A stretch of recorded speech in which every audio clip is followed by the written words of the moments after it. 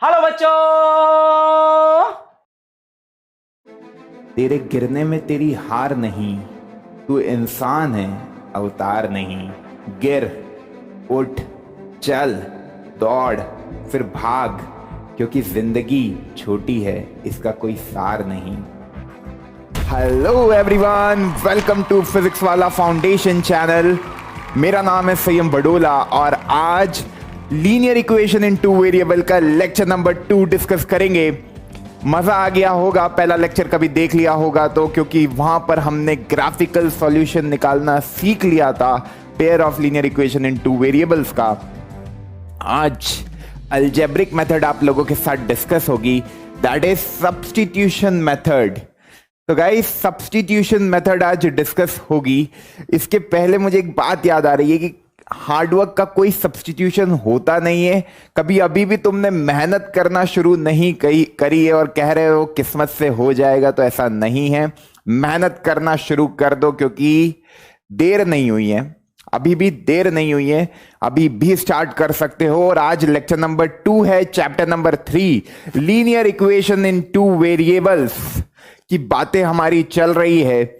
मुझे उम्मीद है कि आप लोगों को काफी मजा आ रहा होगा, काफी सारी चीजें समझ में आ रही होगी, क्योंकि कमेंट में आप लोग आंसर दे पा रहे हैं।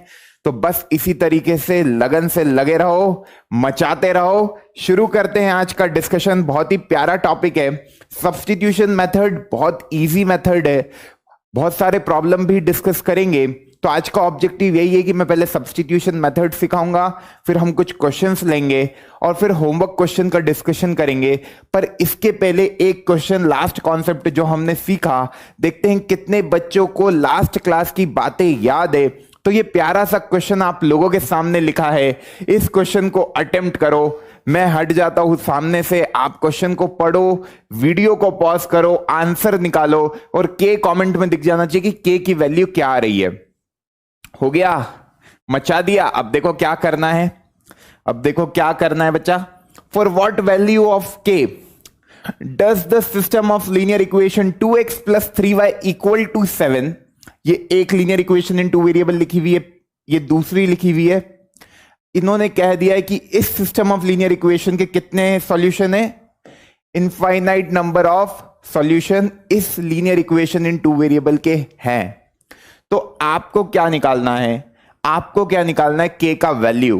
तो सॉल्यूशन लिखते हैं, सॉल्यूशन लिखते हैं। सबसे पहली इक्वेशन क्या है, 2x plus 3y equal to 7 और एक है k minus 1 into x plus k plus 2 into y is equal to 3k। ध्यान से देखो इसको, ध्यान से देखो इसको। Have infinite number of solution कह रहा है, तो कुछ कंडीशन याद आ गई। a1 upon a2 is equal to b1 upon b2 is equal to c1 upon c2। तो इसको कंपेयर कर लो। आपकी दो पेयर ऑफ लीनियर इक्वेशन इस तरीके से बताई थी, ठीक है, इस तरीके से आपकी दोनों linear equation in two variables बताई थी। तो मेरे ख्याल से सबने a1 की वैल्यू निकाल ली होगी। मेरे को बताओ a1 की वैल्यू कितनी है। पहली इक्वेशन का x का कोफिशिएंट दैट इज 2, फिर b1 की वैल्यू कितनी है, दैट इज 3।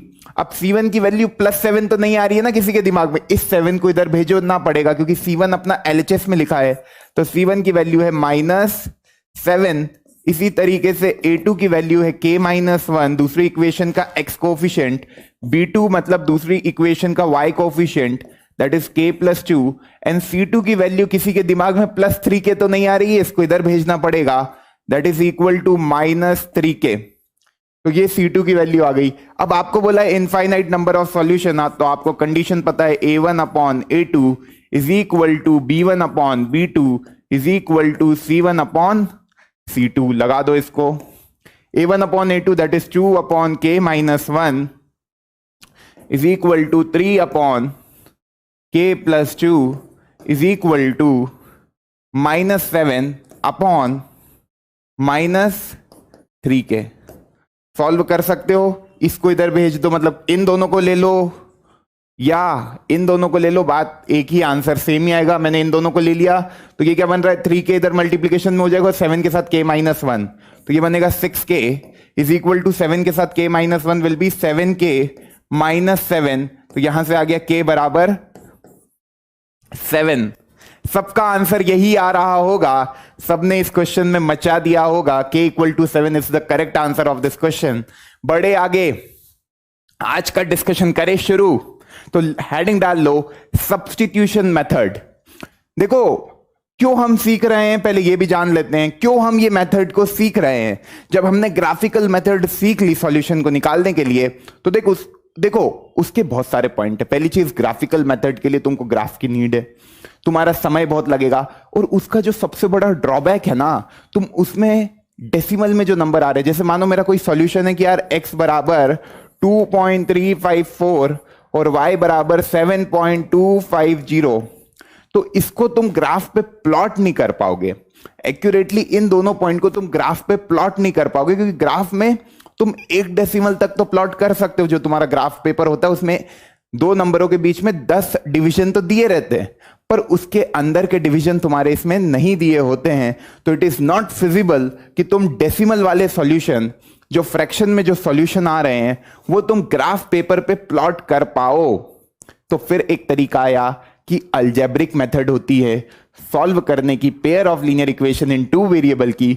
बहुत सारी मेथड होती है, 3 मेथड होती है बेसिकली, जो आप लोगों को सीखनी है। उसमें भी जो ये क्रॉस मल्टीप्लिकेशन मेथड है, ये आपके सिलेबस से चली गई है, पर कभी आप लोग कमेंट में बोलोगे। वैसे तो मैं सारी चीजें डिस्कस करूंगा, तो इसके बारे में भी थोड़ा बहुत आपको बताऊंगा, पर हम जो क्वेश्चन है वो सब्स्टिट्यूशन और एलिमिनेशन से ही करेंगे सॉल्व, क्योंकि ये दो ही आपके सिलेबस में पहले ये भी हुआ करती थी, पर अब इसको हटा दिया गया है। ओके, अभी आपके सिलेबस में ये 2 मेथड है। आज हमारा जो डिस्कशन है वो है सब्स्टिट्यूशन मेथड का। मतलब ये एक अलजेब्रिक तरीका है सॉल्व करना pair of linear equation in 2 variables को। क्यों सॉल्व कर रहे हैं? क्योंकि ग्राफिकली जो ग्राफ है, आप यही स्टेटमेंट लिखिए कि जो ग्राफिकल मेथड है वो सुटेबल नहीं है, मतलब केवल सुटेबल है इंटीजर सॉल्यूशन को निकालने के लिए, but it is not suitable. यहां पे कुछ, but it is suitable for non integer, no it is not suitable, it is not suitable, यहां पे लिख लेना। But it is not suitable for any non integer solution since it may not be as we need. तो some of the algebraic method अपने को discuss करनी है, उसमें से पहली जो है वो है सब्स्टिट्यूशन मेथड, जो हम आज देखने वाले हैं। तो आ जाओ। अब देखो सब्स्टिट्यूशन मेथड की मैं बात करूं तो बहुत सिंपल मेथड है, बहुत सिंपल मेथड है, बहुत आसान मेथड है। एक एग्जाम्पल से लेते हैं, है ना, तो सारी बातें समझ में आ जाएगी कि कैसे इसको अप्लाई करना है। सब्स्टिट्यूशन का मतलब क्या होता है कि किसी की जगह किसी को रखना, किसी की जगह किसी को रखना, दैट इज कॉल्ड सब्स्टिट्यूशन। अब यहां पे मैं एक एग्जांपल ले लेता हूं। जैसे मैंने एक इक्वेशन ले ली 2x plus 3y is equal to 4x plus 2y is equal to 3। ये मैंने 2 इक्वेशंस ले ली। अब इसको मेरे को सॉल्व करना है मेथड ऑफ सब्स्टिट्यूशन से। तो मेथड ऑफ सब्स्टिट्यूशन क्या कहती है?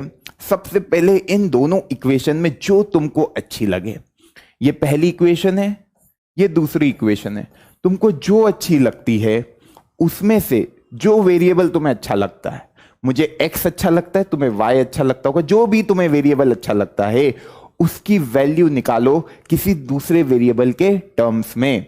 क्या मतलब है? जैसे मानो पहली और दूसरी इक्वेशन में से मेरे को अच्छी लग रही है, दूसरी तुम कोई सी भी ले सकते हो। बात समझना, मैंने दूसरी इक्वेशन को उठाया तो ये मेरी दूसरी इक्वेशन थी। दूसरी इक्वेशन क्या है? x प्लस 2y बराबर 3। यहां से मैं x की वैल्यू निकाल लूंगा in terms of y। x की वैल्यू निकाल ली मैंने इन टर्म्स ऑफ y, मतलब x को किसके टर्म्स में लिख दिया? y के टर्म्स में। ये जो x की value I in terms of y मैंने किस इक्वेशन में से निकाली थी? दूसरी। तो उसको रख दो पहली में, क्योंकि अभी तक अपन ने पहली का यूज ही नहीं किया। तो ये x की वैल्यू पहली में रख दो। पहली में रखोगे तो x की जगह क्या रखोगे? x की वैल्यू आ गई है 3 माइनस 2y, यहां 2x था, तो इस x की जगह मैंने जो वैल्यू दूसरी इक्वेशन से निकाली है वो सब्स्टिट्यूट कर दी। इसीलिए इस मेथड का नाम क्या है? सब्स्टिट्यूशन मेथड, क्योंकि यहां पे हम सब्स्टिट्यूशन कर रहे हैं। दूसरी इक्वेशन से एक वेरिएबल की वैल्यू को निकाला गया, उस वेरिएबल की वैल्यू को पहली इक्वेशन में रख दिया और फिर क्वेश्चन को linear equation in one variable में बदल दिया, और वन वेरिएबल को सॉल्व करना सबको आता है। यहां पे क्या बन रहा है देखना बच्चा, 2 2 जा -4y, ये 6 हो जाएगा, 2 3 जा 6, 2 2 जा -4y plus 3y is equal to 4। ये 4 इधर आएगा, ये उधर जाएगा, तो यहां से अपना आ गया, यहां से अपना आ जाएगा 6 - 4 is equal to 4y - 3y। तो यहां से आया y बराबर 2। अब ये जो y बराबर 2 है, इसको x की वैल्यू क्या आई थी, 3 - 2y। ये x की वैल्यू आई थी ना 3 - 2y, तो x आया था 3 - 2y। तो इस y की वैल्यू को सब्स्टिट्यूट कर दो, तो ये आ गई आपकी दोनों वैल्यूज। मतलब x होगा -1, x होगा -1 और y होगा आपका 2, y होगा आपका 2। आई होप सबका ये आंसर आ गया होगा, सबका ये आंसर आ गया होगा। That is -1, 2 will be the solution of this pair of linear equation in two variables. I hope this point is clear to each and everyone. सबको ये बात समझ में आ गई। कर क्या रहे हैं, एक बार आराम से इसको नोट कर लो, आराम से इसको नोट कर लो। कर लिया नोट, बड़े आगे। मतलब पहली इक्वेशन में से, पहली या दूसरी में जो तुम्हें अच्छा लगे, है ना। मैं पहली में से भी निकाल सकता था, पर मैंने दूसरी में से निकाला, ठीक है। तो एक सवाल और तुमको देते हैं, 0.2x plus 0.3y is equal to 0.5, 0.5x plus 0.7y is equal to 1.2। Randomly मैं क्वेश्चन बना लेता हूं, है ना। रैंडमली मैंने क्वेश्चन बना लिए। अब देखो जो आंसर आता है ना, जो आंसर आता है उसको चेक भी कर लिया करो कि तुम्हारी x की वैल्यू -1 नहीं, y की वैल्यू 2 आई। यहां पुट करके देखा अपन ने, 2 × -1 इज -2 प्लस 3 × 2 इज 6। 6 में से 2 जाएंगे तो 4 ही आएगा, बिल्कुल सही बात। फिर -1 को यहां पुट किया, 2 को यहां पुट किया, 4 में से 1 जाएंगे तो 2 ही आएगा। इस तरीके से आप वेरीफाई भी कर सकते हो जो आपका आंसर आ रहा है। वेरी सिंपल है, ये बहुत ज्यादा सिंपल है, कुछ भी इसमें समझने का तो था ही नहीं। तो मैं फटाफट बस क्वेश्चन करा देता हूं आपको, और ये सब्स्टिट्यूशन मेथड हमारी कंप्लीट हो जाएगी। फटाफट इसको देखो, 0.2x plus 0.3y equal to 0.5, 0.5x plus 0.7y equal to 1.2। अब मेरे को पहली इक्वेशन अच्छी लग रही है, मतलब तुम कोई सी भी ले सकते हो। मैंने पहली इक्वेशन को ले लिया। पहली इक्वेशन की हेल्प से मैं x की value in terms of y निकालूंगा। तुम ये भी कर सकते हो, y की वैल्यू निकाल लो इन टर्म्स ऑफ x, और जो y की वैल्यू आए उसको सेकेंड इक्वेशन में पुट कर दो। सही है। तो बहुत इजीली फील भी आ रहा होगा कि कर क्या रहे हैं। तो फटाफट यहां पे देखो, कभी मैं पहली इक्वेशन को देखता हूं, इक्वेशन नंबर 1 है ना, टेकिंग इक्वेशन 1, ठीक।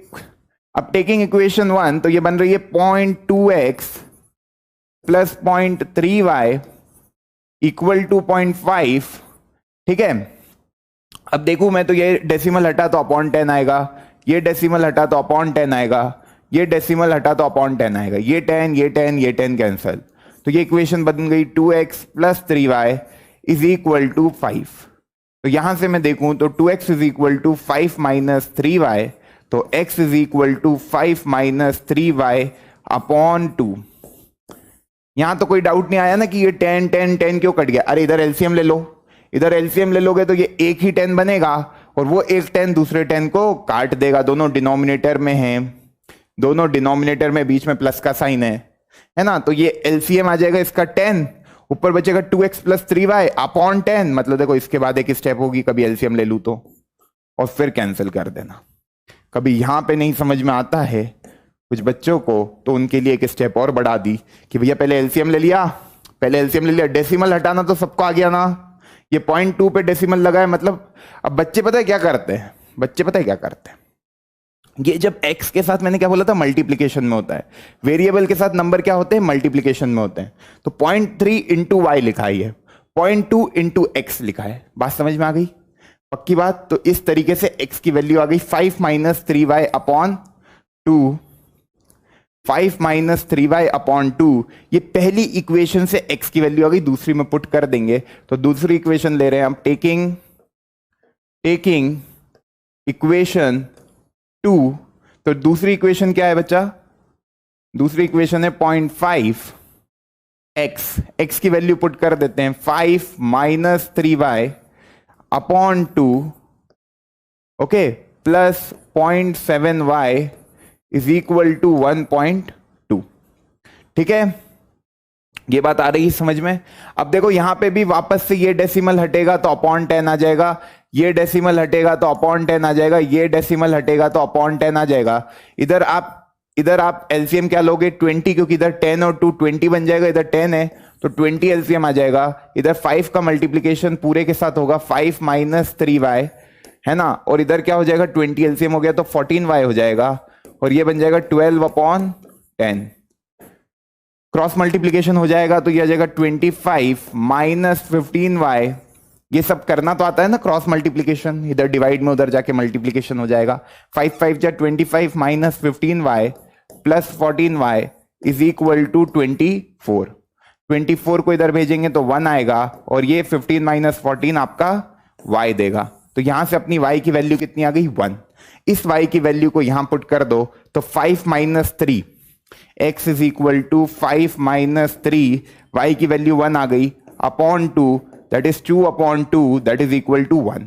तो 1 कॉमा 1 मतलब x बराबर 1 एंड y बराबर 1 will be the solution of this equation. Put करके भी देख सकते हो, 0.2 प्लस 0.3 0.5 आ रहा है, 0.5 प्लस 0.7 1.2 आ रहा है। x इक्वल टू 1 और y इक्वल टू 1 दोनों इक्वेशन को सेटिस्फाई कर रहा है। मतलब ये जो 1,1 है ये दोनों स्ट्रेट लाइन का कॉमन पॉइंट ऑफ इंटरसेक्शन है। क्या बात है यार, क्या बात है, कितनी आसान मेथड है, केवल ये करना आना चाहिए। अलजेब्रा के कॉन्सेप्ट कभी हिले हुए हैं तो बच्चा बहुत दिक्कत आएगी, और कभी अलजेब्रा अच्छा है तो बहुत मजा आएगा। तो कुछ सवाल करते, कुछ वर्ड प्रॉब्लम करते हैं, और फिर देखते हैं कि कितने बच्चों से कितने क्वेश्चन बन पा रहे हैं। तो आ जाओ अगला सवाल देखते हैं हम। एक प्यारा सा सवाल आप लोगों के सामने लिखा है, solve the following system of equation x plus 8y is equal to 19 and 2x plus y is equal to 28। अब यार ये वाली को आप लोग सॉल्व करेंगे, क्योंकि मैंने 2 करा दिए आपको, बहुत बेसिक। ये भी मैंने एक बेसिक ही लिया है, इसको आप लोग सॉल्व कर सकते हो। x की वैल्यू पहले y के टर्म्स में निकाल लेना, फिर उसको पुट कर देना, दोनों की वैल्यू आ जाएगी। फिर ये जो आखिरी लाइन लिखी है एंड वेरीफाई इट, मतलब x और y की जो वैल्यूज आएगी उनको इक्वेशन 1 में रखना, उनको इक्वेशन 2 में रखना, और देखना कि LHS इक्वल आ रहा है कि नहीं RHS के। मतलब कभी मैं लास्ट क्वेश्चन में वेरिफिकेशन करूं, ये मेरा लास्ट क्वेश्चन था, इसमें देखो मैं अगली चीज करके बता रहा हूं तुमको, वेरिफिकेशन। तो वेरिफिकेशन क्या होता है? टेकिंग इक्वेशन 1, कभी मैं इस क्वेश्चन में लेता हूं टेकिंग इक्वेशन 1, तो ये बन रहा है 0.2x plus 0.3y is equal to 0.5। अब अपने को पता है x की वैल्यू 1 आई है, y की वैल्यू 1 आई है। Putting x equal to 1 and y equal to 1 in equation 1, तो अपना आ जाएगा 0.2 into 1 plus 0.3 into 1 equal to 0.5। आप देख पा रहे LHS में भी 0.5 आया, RHS में भी 0.5 आया, LHS equal to RHS, hence verified. इसी तरीके से आपको एक बार इक्वेशन 2 को भी लेके देखना है, 0.5x plus 0.7y is equal to 1.2, यही थी ना equation 2। 0.5x plus 0.7y equal to 1.2, x की वैल्यू 1, y की वैल्यू 1 पुट कर दी यहां पे, तो आप देख पा रहे हैं 1.2 आ गया। तो इस तरीके से आपको एग्जाम में कभी वेरिफिकेशन का आ जाता है तो आपको ये सारी बातें लिखनी पड़ेगी, और आखिरी में लिख देना हैंस वेरीफाइड। कभी LHS इक्वल नहीं आ पा रहा है RHS से, मतलब आपने कुछ गलती करी है। एक बार अपना सॉल्यूशन चेक करो, आपको गलती मिल जाएगी और फिर मचा दो। ठीक है, तो ये वाला सवाल आप लोग कर लोगे खुद से। पक्की बात, आंसर बताओ इसका। आ जाओ अगले सवाल पे। अब कुछ वर्ड प्रॉब्लम करते हैं, कुछ मजेदार word problem. A fraction becomes 1/3 when 2 is subtracted from the numerator. Okay, मतलब कोई फ्रैक्शन है वो बन जाता है 1/3, कभी 2 को अपन सब्ट्रैक्ट करेंगे न्यूमरेटर में से, and it becomes 1/2 when 1 is subtracted from the denominator. Find the fraction. जो निकालना होता है उसको क्या मानते हैं बच्चा लोग? उसको मानते हैं x और y। क्या निकालना है यहां पर? फ्रैक्शन। तो यार फ्रैक्शन को मान लो let the fraction be x/y। अब पहली स्टेटमेंट क्या बोल रही है? A fraction becomes 1/3 when 2 is subtracted from the numerator। कभी मैं 2 को घटा दूंगा न्यूमरेटर में से। If 2 is subtracted from the numerator, fraction क्या बन जाएगा? 1/3। मतलब x में से मैंने कभी 2 को घटा दिया, क्योंकि न्यूमरेटर ऊपर वाला होता है, नीचे वाला डिनोमिनेटर होता है, तो यहां पर हम कह सकते हैं x हमारा न्यूमरेटर है, और y हमारा डिनोमिनेटर है। ठीक है, जो निकालना हो उसको वेरिएबल मान लो। यहां पे क्या निकालना? फ्रैक्शन निकालना। फ्रैक्शन कुछ इसी तरीके से होगा, x/y। तो x मतलब न्यूमरेटर, y मतलब डिनोमिनेटर। x-2, कभी 2 अपन सब्ट्रैक्ट करेंगे न्यूमरेटर में से, डिनोमिनेटर में कुछ नहीं किया, फ्रैक्शन क्या बन गया? 1/3। ये इक्वेशन नंबर 1 तैयार हो गई। अब बच्चा बोलेगा सर ये ax + by + c के फॉर्म में नहीं लिखी है, तो आप लिख नहीं सकते हो क्या? नहीं लिख सकते हो? बताओ यार। बिल्कुल लिख सकते हो, क्रॉस मल्टीप्लीकेशन करो, थोड़ी मेहनत करो यार। x-2 × 3 = y। या 3x, ये y को इधर भेज दिया, -y -6 बराबर 0। ये बन गई आपकी इक्वेशन नंबर 1। इसी तरीके से इक्वेशन नंबर 2 भी मैं यहीं पे फ्रेम कर देता हूं। अगली लाइन में कह रहा है कि when 2 is subtracted from the numerator, and it becomes 1/2, fraction बन गया 1/2 when 1 is subtracted from the denominator, तो x/y - 1। भाई x/y था, अब एक सब्ट्रैक्ट कर देंगे डिनोमिनेटर में से। देखो यहां तक की पहली स्टेटमेंट है, ये पढ़ने का कि हमने न्यूमरेटर में से 2 को माइनस किया तो वो बन गया 1/3। जब मैं डिनोमिनेटर में से 1 को माइनस करूंगा, डिनोमिनेटर मतलब नीचे वाले नंबर में से, ओके, p/q में q होता है ना डिनोमिनेटर, तो इस y में से एक माइनस करूंगा तो वो 1/2 दे देगा। अगेन क्रॉस मल्टीप्लीकेशन करने का, तो ये बनेगा 2x = y - 1। ये बना 2x - y + 1 = 0। जो इक्वेशन अच्छी लगती है, अब देखो यहां से मैं डायरेक्टली y की वैल्यू निकाल सकता हूं। इस y को कभी मैं उधर भेजूं, सेकेंड इक्वेशन में से y की वैल्यू डायरेक्ट निकाल सकता हूं, इधर से भी निकाल सकता हूं कि यार y बराबर 3x - 6 है, तो यहां से भी कर सकते हो आप। इक्वेशन 1 में से बोल सकते हो कि यार by taking equation 1 we can say that कि y की वैल्यू कितनी हो गई बच्चा? 3x - 6, ये y की वैल्यू हो गई है ना। And substitute the value of y in equation 2। तो सब्स्टिट्यूट करी वैल्यू ऑफ y को इक्वेशन 2 में, तो ये आपकी इक्वेशन 2 है। इस इक्वेशन में आपने वैल्यू ऑफ y को सब्स्टिट्यूट करी, ये इक्वेशन 1 है। तो इक्वेशन 2 में सब्स्टिट्यूट करते हैं तो 2x - y है, तो 3x - 6 है ना +1 = 0। यहां से समझ में आ रहा है 2x - 3x will be -x, ये हो गया +6, ये हो गया +1 = 0। यहां से आया x बराबर 7। अब x 7 आ गया तो आपको पता है y की वैल्यू 3x - 6 है, तो 3 × 7 - 6, क्योंकि x की वैल्यू आप सब्स्टिट्यूट कर दोगे y में तो y की वैल्यू आ जाएगी 21 - 6 विल बी 15।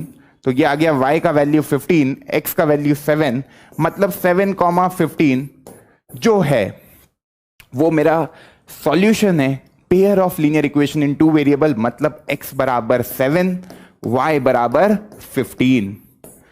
ये दोनों स्ट्रेट लाइन, ये वाली और ये वाली दोनों स्ट्रेट लाइन को रिप्रेजेंट करेगी। ये कहां पे इंटरसेक्ट हो रही है? 7,15। चेक कर लो, पहली वाली इक्वेशन में x की जगह 7 रखो, क्या आ रहा है? 7 - 2 अपॉन 15। तो देखो 7 - 2 5 बन जाएगा, 5 अपॉन 15 1/3 बनेगा। इधर भी वापस से 7, देखो 7 अपॉन 15 - 1 14, तो 7 अपॉन 14 1/2 बन रहा है। मतलब मैंने जो किया है वो बिल्कुल सही किया है, आपने जो किया है वो भी बिल्कुल सही किया होगा। आप लोगों के भी आंसर यही आ रहे होंगे। तो अब मचाना शुरू कर दो यार, क्योंकि सब्स्टिट्यूशन मेथड यही है बच्चा, है ना। तो अब अगला प्रॉब्लम आप लोगों के सामने, ऐसा पॉसिबल नहीं है कि बबली आए ना। तो फिर बबली चली गई एक स्टेशनरी की दुकान पर 2 पेंसिल और 3 इरेजर खरीदने, वो उसको आए 9 रुपए में। मेन बात पता है क्या है? बच्चे वर्ड प्रॉब्लम को पढ़ते हैं और घबरा जाते हैं।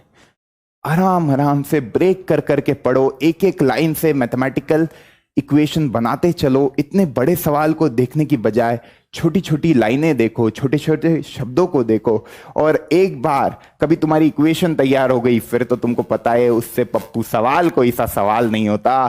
तो देखो, Babli went to a stationery shop. Babli गई स्टेशनरी शॉप पे, 2 पेंसिल लिए उसने और 3 इरेजर लिए 9 रुपए में। हर फ्रेंड सोनाली उसकी दोस्त सोनाली ने देखा new variety of pencils and eraser with Babli and she also bought 4 pencil and 6 eraser of the same kind. ऐसा नहीं होता है कि स्कूल में होता था, मेरा एक फ्रेंड था, वो अलग अलग कलर की पेंसिल्स लेके आता था, तो मैं उसको हमेशा बोलता था यार कहाँ से लेके आ गया तू इतनी अच्छी। फिर अपन भी घर आते थे, मम्मी से पैसे लेते थे, वैसी पेंसिल खरीदने चल जाते थे, पीछे शक्ल का बुम बुम वाली, फिर इरेजर वाली। अब तुम लोग तो सब टेम्पल रन सबवे में लगे हुए हो, तो ये सब तो शायद तुम लोग करते ही नहीं होंगे। और आजकल तो टैबलेट पे ही नोट्स बन रहे हैं, तो आप लोग काफी मॉडर्नाइज्ड हो गए हो, तो आप लोग ये सब मिस करते होंगे। ये बेसिकली हम लोगों से रिलेट हो पाती है ये सारी प्रॉब्लम, क्योंकि हम लोगों ने ऐसा ही किया है। किसी की देखा देखी करते थे, अरे और क्या रबर है यार इसके पास, क्या इरेजर लेके आया है, ऐसा मैं भी लेके आता हूं। तो ये देखा देखी हमारी जनरेशन में तो होती थी। अब आप लोग करते हो कि नहीं पता नहीं, करते तो होंगे है ना, पर अलग वे में। चलिए, तो यार फील आ गया क्या क्वेश्चन का? पहले बबली गई दुकान पे, 2 पेंसिल और 3 इरेजर 9 रुपए में लेके आ गई। फिर सोनाली गई उसी तरह की 4 पेंसिल और 3 इरेजर लेके आ गई। 18 रुपए में आपको कॉस्ट बतानी है हर एक पेंसिल की, हर एक इरेजर की। मैंने हमेशा बोला है जो भी पता करना है उसको एक्स और वाई मानो, जो भी पता करना है उसको वेरिएबल मानो और सवाल में मचा दो। तो क्या करें? Let the cost of each pencil, है ना, the cost of each pencil and eraser be x and y respectively. मतलब मैंने मानी एक पेंसिल की कॉस्ट, यहां पे ईच की जगह 1 भी लिख सकते हो, है ना। Let the cost of 1 pencil and 1 eraser be x and y respectively. मतलब एक पेंसिल की कॉस्ट को मैंने एक्स मान लिया और एक इरेजर की कॉस्ट को मैंने वाई मान लिया। तो पहली चीज बबली ने जो किया, 2 पेंसिल खरीदी, मतलब 2 × x। कभी एक पेंसिल की कॉस्ट x है तो 2 पेंसिल खरीदेगी तो कॉस्ट कितनी हो जाएगी? 2x। और 3 इरेजर खरीदे मतलब 3 × y। एक इरेजर की कॉस्ट y है तो 3 इरेजर खरीदेगी तो 3y हो जाएगी। इक्वल टू में क्या लगा देंगे? 9 लगा देंगे। अगले में क्या है? सोनाली गई तो 4x plus 6y equal to 18। देख पा रहे हो? देख पा रहे हो? देख पा रहे हो? देख पा रहे हो, है ना। अब कभी मैं यहां पे ध्यान से देखूं, 4x plus 6y equal to 18, 2x plus 3y equal to 9, ये a1 अपॉन a2 इक्वल है b1 अपॉन b2 इक्वल है c1 अपॉन c2 के। मतलब यहां पे x और y की कुछ भी वैल्यूज हो सकती, you will get infinite number of solution, you will get infinite number of solution in this particular problem. Solve करके देखो, तो यहां पर अपना इनफाइनाइट नंबर ऑफ सॉल्यूशन आ गया, तो अब क्या करें, basically a1 upon a2, b1 upon b2, c1 upon c2 सब बराबर आ गए, तो आपको कोई यूनिक वैल्यू x और y की नहीं मिलेगी। You will not get a unique value कि यार x ये है y ये है। यहाँ पे बहुत सारे कॉम्बिनेशन पॉसिबल है, आप x की वैल्यू कुछ मानो, y की वैल्यू कुछ आ जाएगी, आप x की वैल्यू कुछ मानो, y की वैल्यू कुछ आ जाएगी, क्योंकि यहाँ पे एक ही लीनियर इक्वेशन इन 2 वेरिएबल दिए। मैंने कहा था जब कोइंसिडेंट लाइन की बात हो तो वो होता है आंखों का धोखा, ये केवल एक ही लाइन की इक्वेशन है, और मैंने कहा था एक लीनियर इक्वेशन इन 2 वेरिएबल के इनफाइनाइट नंबर ऑफ सॉल्यूशन होते हैं, तो आप अलग अलग कॉम्बिनेशन निकाल पाएंगे। इसको कभी ऐसे समझ नहीं पा रहे हो तो देखो, आप करोगे ना कोशिश निकालने की, तो आपका कुछ ऐसा बन जाएगा 2x plus 3y equal to 9। यहां से मैं x की वैल्यू निकाल लेता हूं इन टर्म्स ऑफ y, तो ये 3y को उधर भेजा है ना, तो ये 2x बराबर आ गया 9 माइनस 3y, तो x आ गया 9 माइनस 3y अपॉन 2। यहां से पुट कर देते हैं अपन x की वैल्यू दूसरी इक्वेशन में, ध्यान से देखो आपको समझ में आएगा, y की वैल्यू नहीं निकाल पाओगे। प्लस 6y इक्वल टू 18, तो यहां से आप देखोगे तो 2 into 9 minus 3y plus 6y equal to 18। ये देखें अपन तो ये आ रहा है 18 minus 6y plus 6y equal to 18। देख पा रहे हो, y वाली टर्म ही कैंसिल हो गई, 18 इक्वल टू 18 आ गया, LHS इक्वल टू RHS आ गया। मतलब हर एक वैल्यू आप लेते जाओ x की, उस पे जो जो वैल्यू y की आ रही है वो आपके सॉल्यूशन हो जाएंगे। फॉर एग्जांपल, जैसे मानो मैंने x की वैल्यू ले ली 2, मानो मैंने x की वैल्यू ले ली 2, 2 2 जा 4 प्लस 3y है ना, 2 2 जा 4 प्लस 3y इक्वल टू 9, वो 4 उधर जाएगा तो y की वैल्यू आ जाएगी 5/3। एक कॉम्बिनेशन ये हो गया। मैंने x की वैल्यू 1 ले ली तो 7/3 y की वैल्यू आ जाएगी। तो बहुत सारे कॉम्बिनेशन पॉसिबल है, you will get infinite number of solution in this particular problem. समझ गए? तो यार इस तरीके से आगे बढ़ते चलो, मजे लेते हुए चलो। तो अब नेक्स्ट प्रॉब्लम देखते हैं। एक बहुत ही प्यारा सा सवाल आप लोगों के लिए। इस सवाल को देखो, अ मैन हैज ₹100, एक व्यक्ति है उसके पास 100 रुपीज है। किस फॉर्म में है? 1 रुपी के कॉइन्स में और 50 पैसे के कॉइन्स में। All the 50 paisa coin are worth as much as all the 1 rupee coins. ये थोड़ी सी इसकी लैंग्वेज को समझना है, तभी ये प्रॉब्लम दिया है। वीडियो को पॉज करने का, खुद से अटेम्प्ट करने का और फिर आंसर देखने का।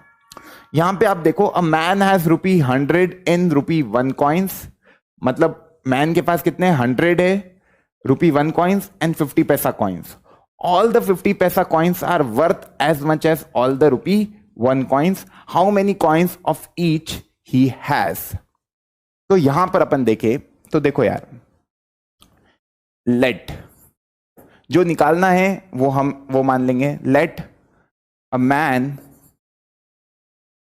Has X number of 1 rupee coin, and वापस से a man has Y number of 50 paisa coins. ठीक है, अब क्या कह रहा है? मैन हैज 100 रुपी, 100 रुपी है, 1 कॉइन और 50 पैसा कॉइन को मिलाकर, तो कभी मैं 1 रुपी कॉइन मतलब x प्लस, अब 50 पैसा कॉइन है तो 50 अपॉन 100 हो जाएगा ये, इंटू y। क्यों 100 किया? अब यहां पे 50y मत लिख देना, ये पैसा में है, सारी यूनिट रुपीज में। देखो तुम्हारी RHS में अपन क्या लिख रहे हैं? 100 रुपी। तो भाई ये टर्म भी रुपीज में है, ये टर्म भी रुपीज में, क्योंकि 1 रुपी कॉइन के माने मैंने x सिक्के हैं, 1 रुपी कॉइन के मैंने माने x सिक्के, तो मैंने 1 का मल्टीप्लीकेशन किया x में। 50 पैसा कॉइन इज एक्चुअली क्या? 1/2 रुपी। भाई उसको भी रुपी में कन्वर्ट करना पड़ेगा ना, क्योंकि हर एक टर्म किस में है, रुपी में। तो 50 पैसा को भी मैंने रुपी में कन्वर्ट किया, डिवाइड कर दिया 100 से। तो कुछ पहली इक्वेशन ऐसी बन गई कि यार x plus y upon 2 is equal to 100, ये बन गया। ठीक है, अब जो सेकेंड स्टेटमेंट है, सेकेंड स्टेटमेंट क्या कह रही है, ऑल द 50 पैसा कॉइन, जितने भी 50 पैसा कॉइन है मतलब y, okay, are worth as much as all the ₹1 coin. ये कब होगा कि यार जितने भी 50 पैसा कॉइन है उनकी जो कीमत है, उनकी जो कीमत है वो ₹1 कॉइन के बराबर हो। मतलब 50 पैसा कॉइन, मतलब 50 पैसा कॉइन के y है, तो y into 50 paisa coin is equal to ₹1 coin, ये कह रहा है।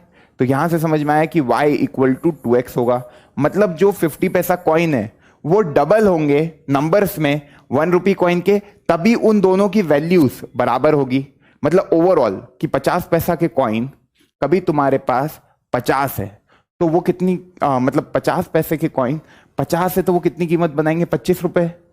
और ₹1 के 25 कॉइन है, तभी उन दोनों की वैल्यू बराबर है, वर्थ बराबर है। मतलब उन दोनों की ओवरऑल जो रुपीज में वैल्यू है वो बराबर है। बात समझ में आई? तो एक इक्वेशन ये बन गई y बराबर 2x, एक इक्वेशन ये बन गई।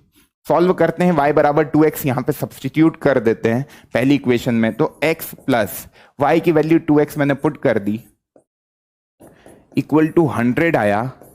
यहां से समझ में आया कि x बराबर क्या आ जाएगा, 2x बराबर 100 आया। इसको सॉल्व करने पे 2x बराबर 100 आया, तो x बराबर 50 आया। जब x बराबर 50 आया तो y बराबर कितना आएगा, 100 आएगा, क्योंकि 2 इंटू 50, यहां पे x की वैल्यू 50 पुट करोगे तो 2 इंटू 50 y बराबर 100 आ जाएगा। मतलब 100 तुम्हारे 50 पैसा के कॉइन होंगे और जो 50 है वो तुम्हारे किसके होंगे, ₹1 के कॉइन। ये आंसर हो गया। मतलब x की वैल्यू कितनी आ गई बच्चा, सबकी आ गई होगी ये। x बराबर आपका आया होगा 50 और y बराबर आपका आया होगा 100। y आपके थे 50 पैसा कॉइन और x था आपका ₹1 कॉइन।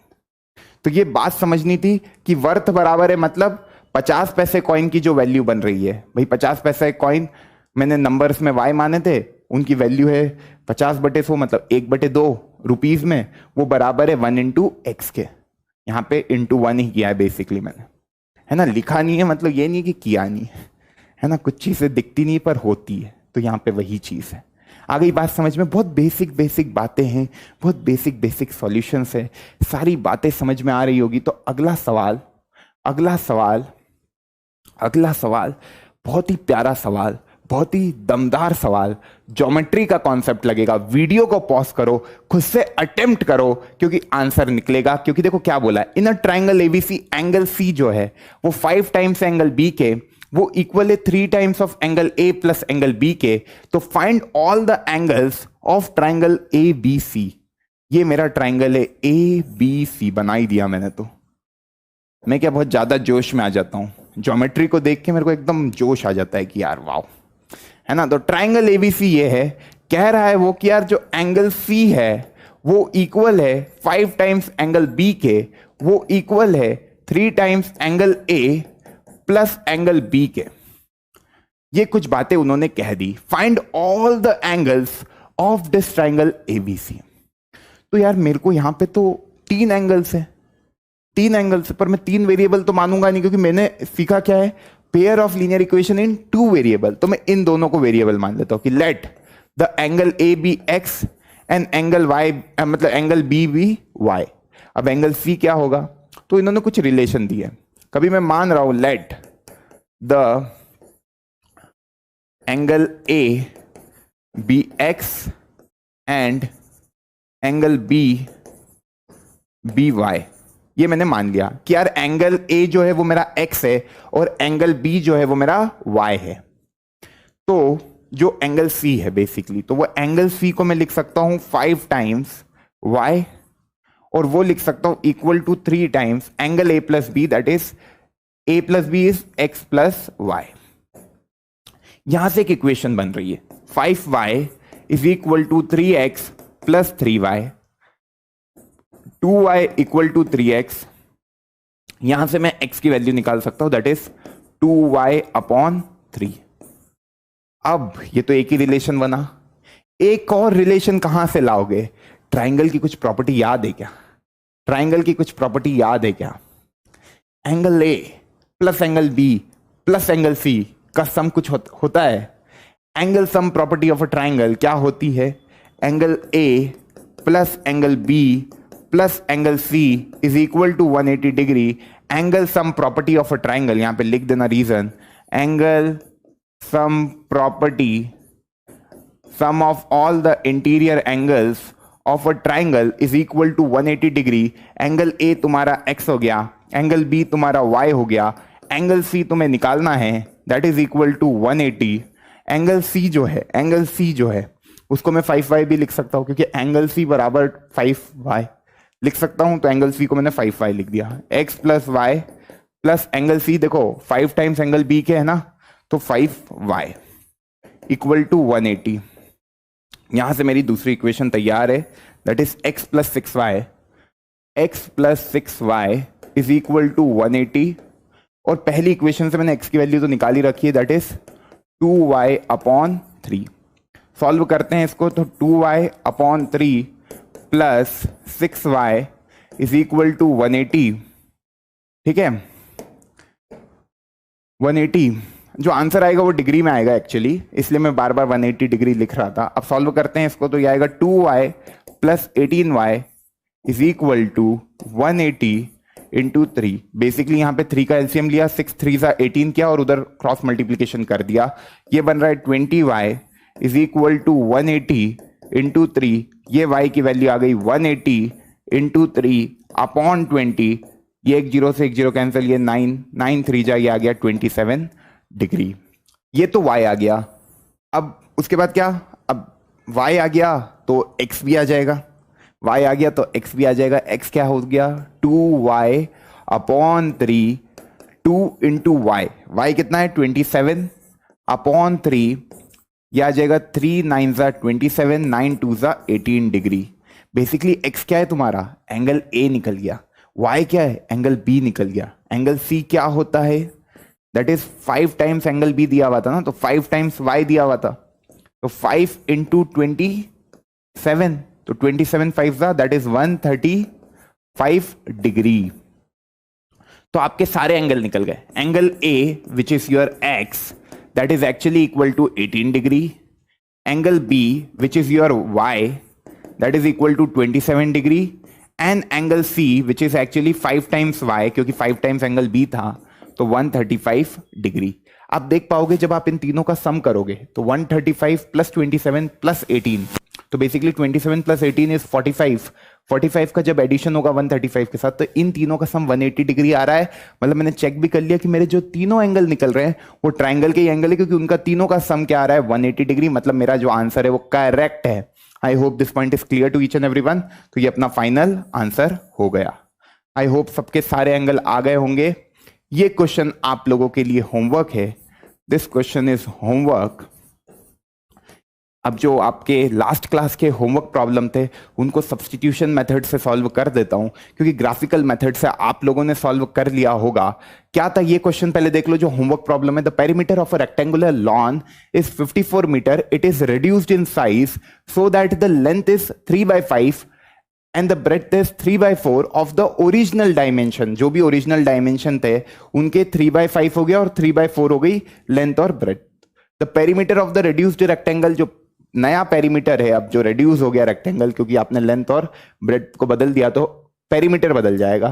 तो आपको बताना ओरिजिनल डायमेंशन क्या है लॉन के। ये क्वेश्चन करना खुद से, है ना। अब ये वाला जो आपका होमवर्क प्रॉब्लम था इसको मैं सब्स्टिट्यूशन मेथड से सॉल्व करके बता देता हूं। ग्राफिकली तो आप लोगों ने कर लिया होगा। 5 साल पहले देखो क्या निकालना है इसमें, what was the age of Bittu when Tinku was born, है ना। तो let the present age of Bittu, let the present age of Bittu be x and present age of Tinku be y। अब क्या कह रहा है, 5 साल पहले की बात है। 5 साल पहले की बात है, कभी प्रेजेंट एज बिट्टू की x है, प्रेजेंट एज टिंकू की y है, तो 5 साल पहले क्या होगा, इन दोनों की एज हो जाएगी x -5 और y -5। Bittu was twice as old as Tinku. ये बिट्टू की एज है, बिट्टू जो है वो twice as old as Tinku भाई साहब। 10 years लेटर मतलब 10 साल बाद, कभी प्रेजेंट एज एक्स और वाई है तो 10 साल बाद क्या होगा, x प्लस 10 हो जाएगा और उधर भी y प्लस 10 हो जाएगा, दोनों में 10 साल ऐड हो जाएंगे क्योंकि 10 साल बाद की बात हो रही है। 10 years later Bittu age will be 10 years more than Tinku age. ये आपकी बिट्टू की एज है, ये आपकी टिंकू की एज है 10 साल बाद। ये कह रहा है जो बिट्टू की एज है वो 10 साल ज्यादा होगी टिंकू की एज से, मतलब 10 साल इसमें जोड़ दो तो बिट्टू की एज आ जाएगी। बात समझ में आई? वाई अपना प्रेजेंट एज था टिंकू का, है ना, और ये प्रेजेंट एज है बिट्टू की एक्स। तो एक्स में 5 घटाया, 5 साल पहले की बात कर रहा है, वो डबल हो गई। बेसिकली बिट्टू 5 साल पहले टिंकू का डबल था, पर 10 साल बाद जो बिट्टू की एज है वो टिंकू से 10 ज्यादा है। तो 10 साल बाद ये कुछ कहानी होगी, x प्लस 10 इसकी एज हो जाएगी, y प्लस 10 इसकी एज हो जाएगी, 10 ज्यादा अपन ने कर दिया। ये दोनों इक्वेशन सबकी बन गई। अब देखो जरा सॉल्व करते हैं इसको, है ना, सॉल्व करते हैं इसको फटाक से, इधर ही कर देते हैं। तो यहां पे मैं कभी x की वैल्यू निकालू पहली इक्वेशन से तो 5 उधर चला जाएगा, ये बनेगा 2y माइनस 10 और प्लस 5, 2y माइनस 10 और ये माइनस 5 इधर आएगा तो प्लस 5। मेरे ख्याल से सबकी पहली इक्वेशन कुछ इस प्रकार बनी होगी, 2y माइनस 5x की वैल्यू सब्स्टिट्यूट कर देते ये वैल्यू को अपन सेकेंड इक्वेशन में, तो ये बनेगा 2y माइनस 5, है ना, प्लस 10 भी है तो minus 5 plus 10 will be plus 5। तो मैं सीधे यहां पे लिख दूं प्लस 5। बेसिकली मैंने x की वैल्यू सब्स्टिट्यूट कर दी 2y माइनस 5, तो जब यहां 2y माइनस 5 रखोगे और प्लस 10 करोगे तो ये बनेगा 2y plus 5 equal to y plus 10 plus 10 20, है ना, 10 प्लस 10 20, तो ये y इधर आ जाएगा, 20 में से 5 गए तो 15। टिंकू की जो प्रेजेंट एज है वो 15 साल है, टिंकू की जो प्रेजेंट एज है वो 15 साल है, और x मतलब बिट्टू की एज निकालनी है तो 15 इंटू 2 30 माइनस 2, सबका आंसर आ ही गया था, x बराबर आ जाएगा 25। जब यहां y की वैल्यू पुट करोगे तो 2 इंटू 15 30, 30 माइनस 5 विल बी 25, तो 25 ईयर्स के बिट्टू भाई साहब है, बिट्टू 25 ईयर्स और टिंकू 15 ईयर्स। ठीक है, ये बात आ गई समझ में? तो ये आपकी आ गई आंसर, x बराबर 25, y बराबर 15। इस तरीके से अपन ने प्रेजेंट एज निकाल ली, सबका आंसर आ गया था। एक और सवाल था इसमें, what was the age of Bittu when Tinku was born. तो आप देख पा रहे हो जब टिंकू पैदा हुआ होगा तो बिट्टू बेसिकली 10 साल बड़ा है टिंकू से, तो जब टिंकू पैदा हुआ होगा तो बिट्टू 10 साल का होगा। ये तो केवल कॉमन सेंस था, मेरे ख्याल से सबको ये बात समझ में आ गई होगी। तो व्हाट यू डू, मतलब गाइस दैट्स ऑल, मतलब फ्रॉम माय साइड आज का लेक्चर काफी शॉर्ट था, काफी इजी था, सारी बातें समझ में आई होगी। सब्स्टिट्यूशन मेथड लगाओ क्वेश्चनों में, वर्ड प्रॉब्लम को क्रैक करो, क्योंकि आगे आने वाले लेक्चर में और कॉम्प्लिकेटेड वर्ड प्रॉब्लमों को सॉल्व किया जाएगा। तो what you do is what matters, not what you think और से और प्लान। प्लानिंग करना, बोलना, सोचना कुछ भी मैटर नहीं करता है, जो आप करोगे वो मैटर करेगा। तो बस लग जाओ लगन से, मेहनत करो, दिन भर दिन रात मेहनत करने लग जाओगे तो मचा दोगे। मतलब ये कोड बहुत अच्छा है, इसको दिमाग में रखो और मजे से पढ़ाई करते रहो, एंजॉय करते रहो। Thank you so much, bye bye, take care. पढ़ाई करते रहें, ऑल द वेरी बेस्ट।